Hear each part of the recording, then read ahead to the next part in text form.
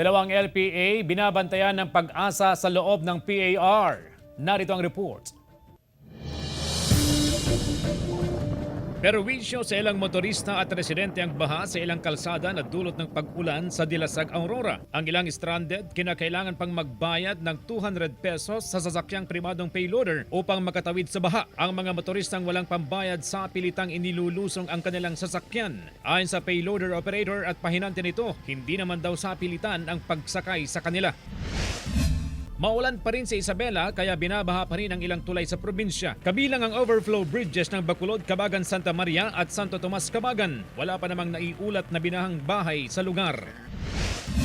Sinasamantala ng ilang magsasaka sa Difun, Quirino ang maulang panahon upang makapagtanim sa kanilang sakahan. Ayon sa ilang magsasaka, aabot sa 25,000 pesos ang gastos sa isang hektarya, kabilang ang gastos sa binhi, labor, bayad sa patubig, pataba at iba pa. Ang problema kung minsan, nasisira ng kalamidad ang mga pananim. Isama na ang mababang presyo ng produkto. Umaasa ang mga magsasaka na tataas ang presyo ng palay at mais ngayong taon. Ngayon sir, nagriga mo ita no dagduma ka per day.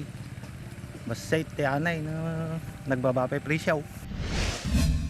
Mga kapuso, dalawang sama ng panahon na ang binabantayan sa loob ng Philippine Area of Responsibility. Ang una ay namataan sa hilagang bahagi ng Puerto Princesa, Palawan, habang ang isa pang LPA ay nakita sa hilagang silangan ng Surigao City. Parehong mababa ang tsansa ng mga itong maging bagyo, pero magpapaulan sa malaking bahagi ng bansa. Patuloy rin ang pag-iral ng Northeast Monsoon o hanging amihan. Posible ang ulan sa ilang panig ng Northern at Central Luzon. Magiging maalon at delikado naman sa maliliit na sasakyang pandagat ang pumalaot sa maraming baybayin ng Luzon. CJ Torida, 1 North Central Luzon.